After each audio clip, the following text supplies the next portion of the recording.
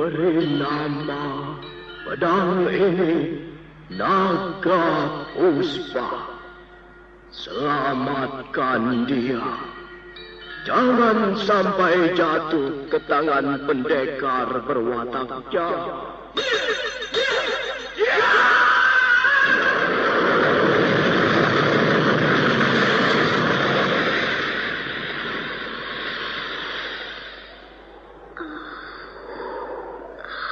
Kakang Kamandanu,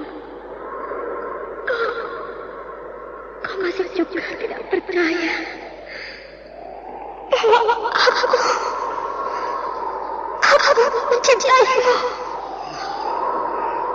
Mesin, maafkan aku, Mesin. Mesin, Mesin.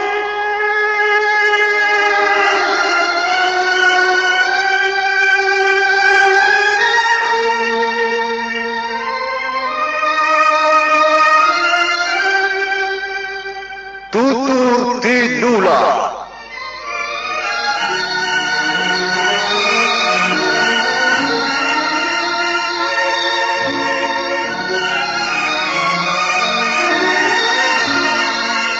Sebuah sandiwara radio serial, produksi Sanggar Cerita dan Teater Sanggar Prativi.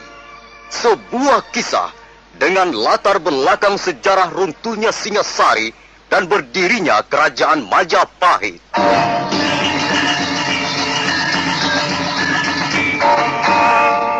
Sandiwara ini didukung oleh pemain-pemain radio yang sudah ternama. Ferry Fadli, Ivone Rose, dan Eli Ermawati.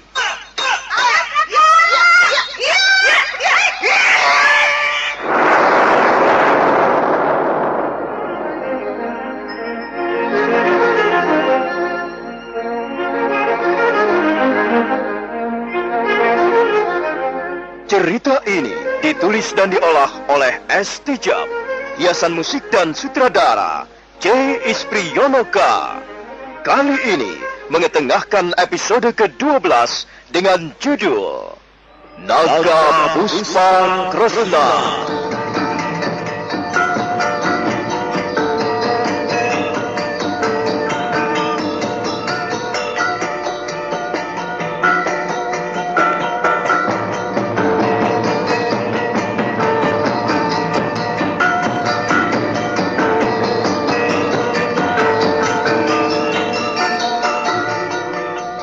Dalam seri ke-341 ini didukung oleh para pemain Lili Nur Indasari sebagai Luh Jinggan, Ferry Fadli sebagai Arya Kamandanu, Ivone Rose sebagai Sakawuni, Sono Sugiakso sebagai Empu Lunggah, dan Asdi Suhastra pembawa cerita. Selamat menikmati.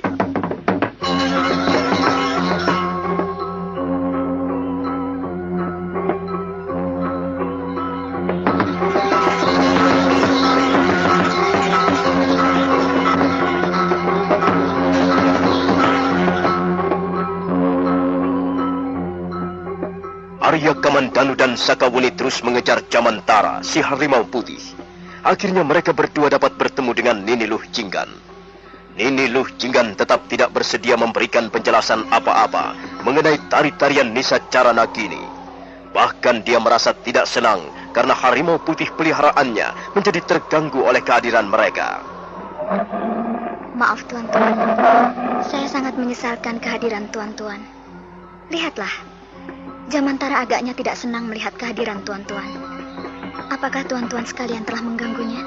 Kami sama sekali tidak mengganggunya, Nini. Rupanya harimau putihmu itu cepat sekali tersinggung. Dia adalah binatang yang baik. Tapi dalam waktu sekejap, dia bisa menjadi sangat buas kalau diganggu. Karena itu, saya harap tuan-tuan tidak mengganggunya lagi. Jamantara, ayo kita pulang, Jamantara. Kita sudah cukup lama bermain-main di sekitar tempat ini. Tunggu, Nini. Bagaimana dengan kami? Kami tak ingin perjalanan kami yang cukup jauh akhirnya akan sia-sia. Saya kira adik Luh Jinggan dapat bersikap lebih adil terhadap kami. Kami sama sekali tidak bermaksud buruk. Kami hanya sekedar ingin tahu tentang tari-tarian Nisa Caranagini. Kalau begitu, datang saja kalian berdua ke rumah tinggalku. Rumah tinggalku tidak jauh dari tempat ini. Di sana, di seberang dataran inilah rumah tinggalku. kalian akan menemukan sebuah pondok kayu. Tapi kalian tidak bisa datang sekarang. Mengapa tidak bisa sekarang? Iya, buat apa datang sekarang? Kalau toh aku tidak akan dapat memberikan keterangan apa-apa. Soal tari-tarian itu kalian bisa bertanya kepada ayahku. Tapi tidak sekarang.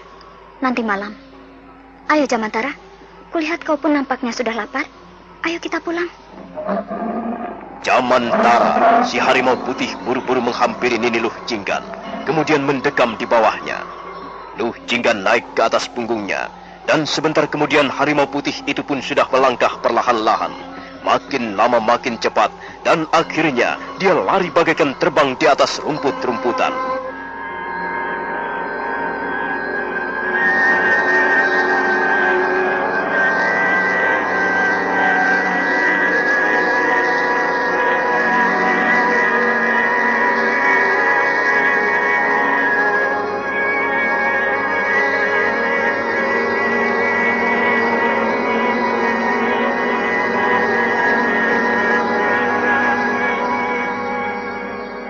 Arya Kamandanu dan Sakawuni menuruti apa yang dikatakan oleh Nini Luh Jinggan.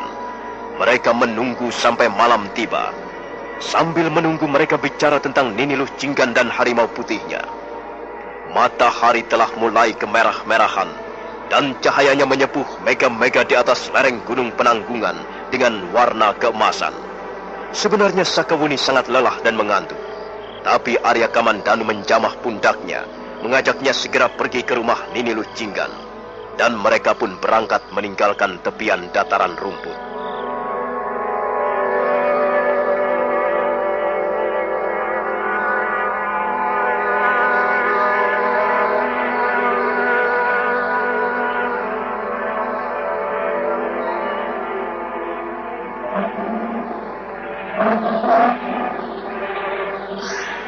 Binatang ini kelihatannya benar-benar tidak menyukai kehadiran kita, Kamandanu. Kita belum akrab dengannya, Wuni. Dia masih mencurigai kita. Tapi yang penting, kita tidak bermaksud apa-apa. Kulihat sepi sekali suasana pondok ini. Hai Jamantara, apakah tuanmu ada di dalam pondok? Aku bertanya, apakah tuanmu ada di dalam pondoknya sana? Kami ingin menemuinya.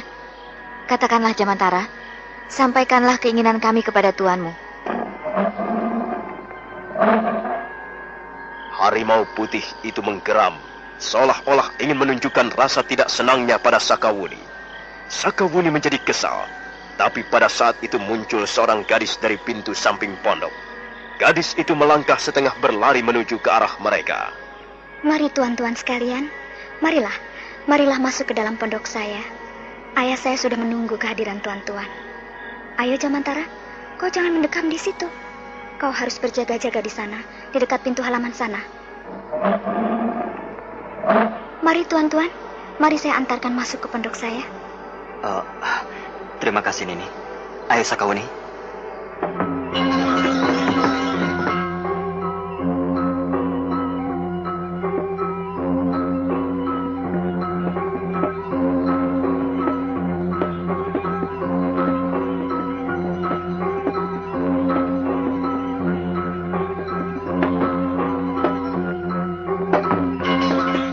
Arya Kamandanu dan Sakawuni segera mengikuti Nini Luh Jinggan melangkah ke pintu pondok. Pondok rumah kediaman Nini Luh Jinggan tidak terlalu besar. Dinding-dindingnya terbuat dari kayu-kayu hutan dan atapnya terbuat dari anyaman daun-daun kelapa. Begitu memasuki pintu pondok, Arya Kamandanu dan Sakawuni segera melihat seorang laki-laki tua duduk bersila di atas sehelai tikar. Arya Kamandanu terkejut, demikian pula Sakawuni. Ternyata laki-laki tua itu sudah pernah ditemuinya. Dia adalah laki-laki tua yang menjadi tukang watang atau tukang ketek.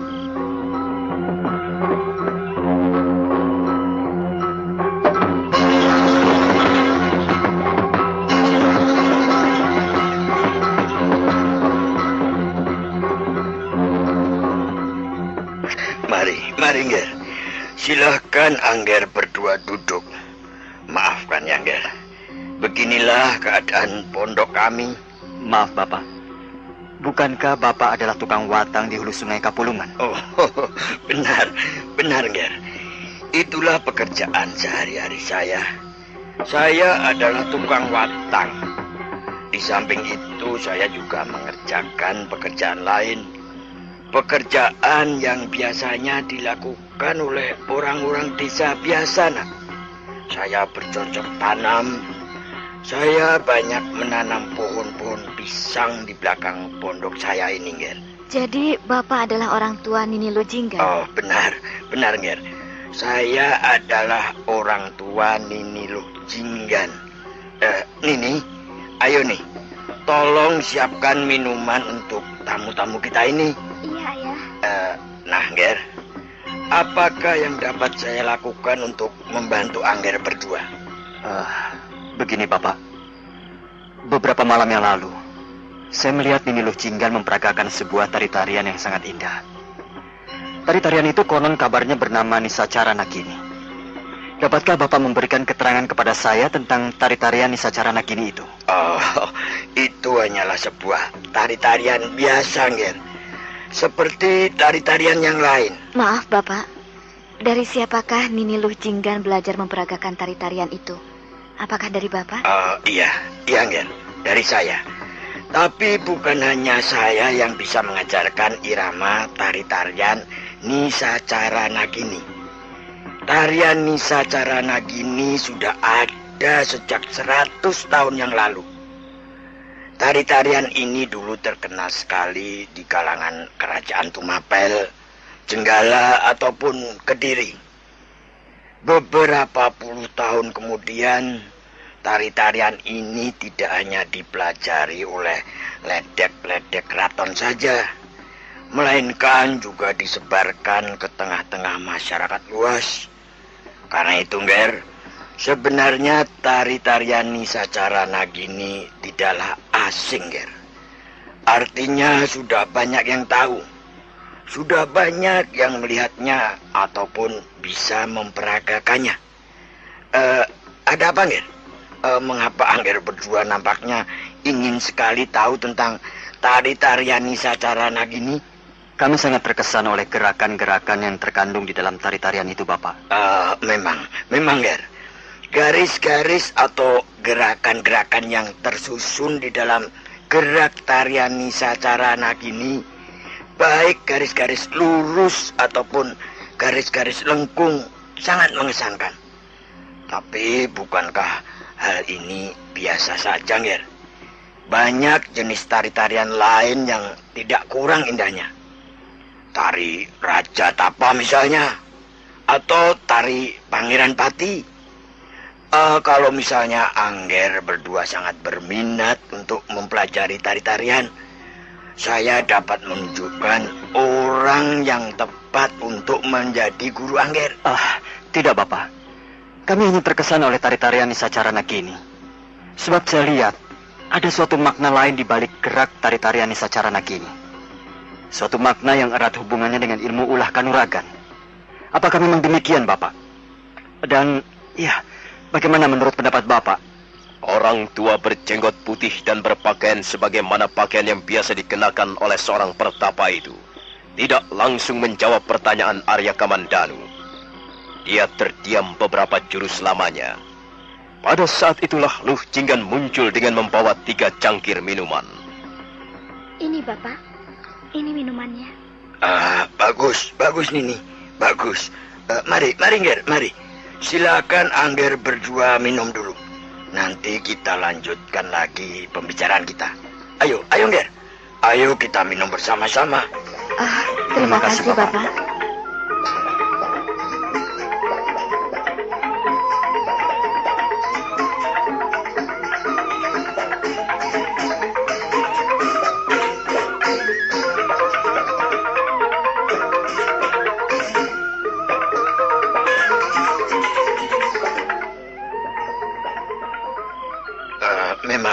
Memang, Nger. Lujinggan sama sekali tidak tahu apa-apa tentang tari-tarian Nisacara Nagini. Dan apa yang baru saja Angger katakan memang benar.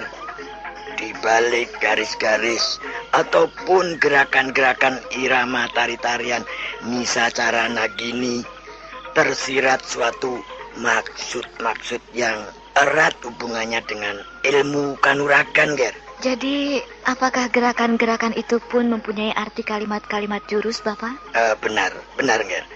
Gerakan-gerakan itu juga mempunyai arti sebagai kalimat-kalimat jurus. Maaf, Bapak. Apakah yang dimaksudkan adalah jurus-jurus dalam ilmu kanuragan naga puspa tahap yang ketiga?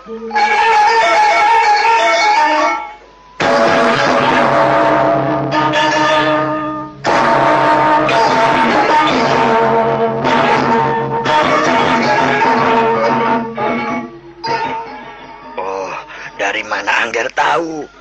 Siapakah sebenarnya Angger berdua ini? Maaf, Bapak. Kami justru telah lupa memperkenalkan diri kami. Nama saya Arya Kamandanu. Dan ini adalah sahabat saya, Nini Sakawuni. Kami berdua datang dari kota Majapahit, Bapak. Sebenarnya kami berdua mengemban titah Gusti Prabu Kertarajasa. Tapi di tengah perjalanan, kami mendapatkan musibah, sehingga kami terpaksa singgah di rumah Bapak. Ya. Mungkin memang sudah kehendak Sang Hyang Widi. Sekarang coba, saya ingin tahu, Nger. Dari mana Angger Kamandanu tahu bahwa gerakan-gerakan di dalam tarian Nisacara Nagini ada hubungannya dengan ilmu kanuragan naga puspa tahap yang ketiga, Angger? Dari guru saya, Bapak. Siapa nama guru Angger? Namanya Paman Ranubaya. Oh, ya. Rupanya Angger Kamandanu murid Adi Ranubaya. Ya, jagat Dewa Batara. Saya sangat gembira dapat bertemu dengan Angger. Bagaimana kabarnya Adi Ranubaya, Angger? Sudah lama sekali, sudah puluhan tahun lamanya saya tidak pernah bertemu dengan Adi Ranubaya. Sayang sekali, Bapak. Paman Ranubaya sekarang sudah tiada.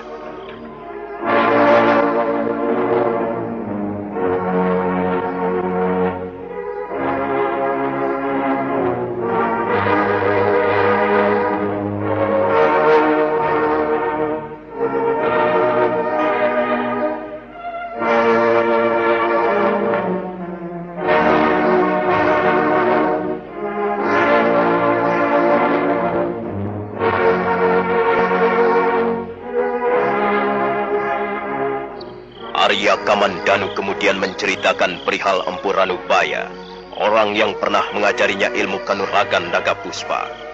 Dia bercerita dari awal sampai akhir, mulai dari Kurawan hingga Empu Ranubaya diseret ke seberang lautan, ke negeri Mongolia, sampai akhirnya menemui ajalnya di sana. Demikianlah, Bapak. Demikianlah akhir kisah Paman Ranubaya. Oh, ya.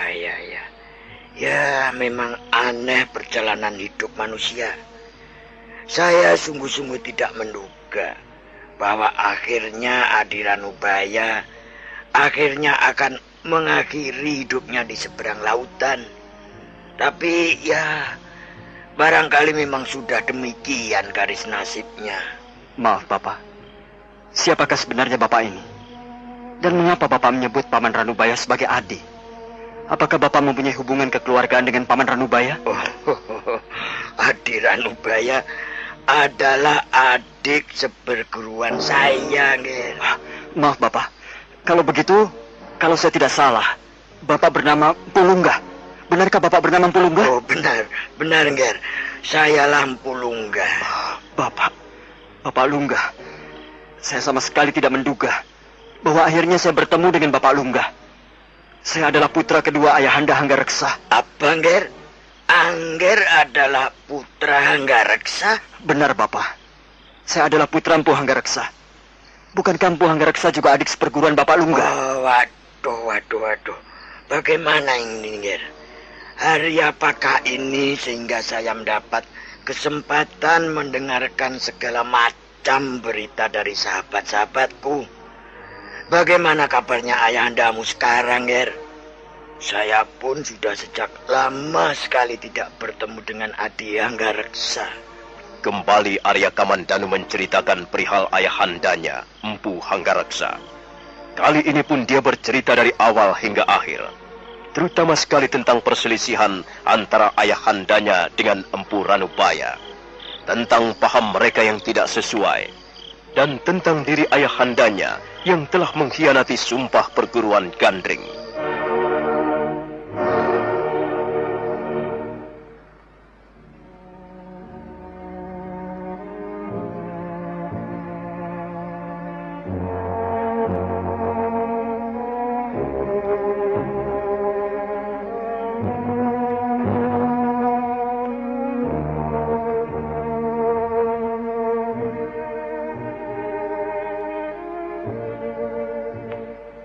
Ya, Jagat Dewa Batara. Dalam satu malam saya telah mengalami 2 kali berkabung. Pertama, saya mendengar dari Angger Kamandanu tentang diri Adi Ranubaya yang meninggal di negeri orang. Kemudian sekarang saya mendengar juga tentang diri Adi Hanggareksa yang sudah tiada lagi. Ya, baiklah. Angger Kamandanu tidak perlu menyesali itu semua, Angger.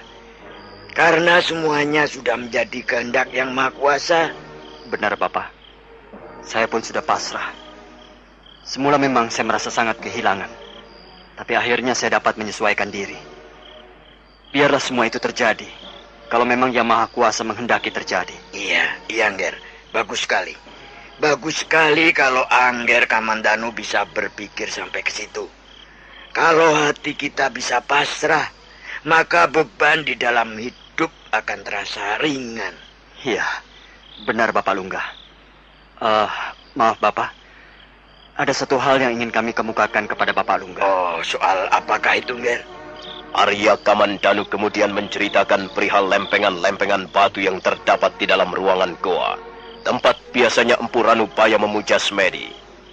Untuk sesaat lamanya, Empu Lunggah mendengarkan dengan penuh perhatian apa yang dituturkan oleh Arya Kamandanu. Begitu Arya Kamandanu menyudahi ceritanya, Empu Lunggah tidak segera menanggapinya. Ruangan pondok menjadi hening sejenak. Ya. Jadi Adi Ranubaya telah berusaha untuk mengabadikan ilmu kanuragan naga puspa tahap yang ketiga di atas lempengan-lempengan batu. Ya. Kalau memang demikian, lempengan-lempengan batu itu bisa dianggap sebagai mutiara-mutiara ilmu yang tiada ternilai harganya. Sayang sekali, lempengan-lempengan batu itu sekarang sudah terkubur di dalam gua, Bapak. Nih Lo Jinggan, coba kemari sebentar, nak.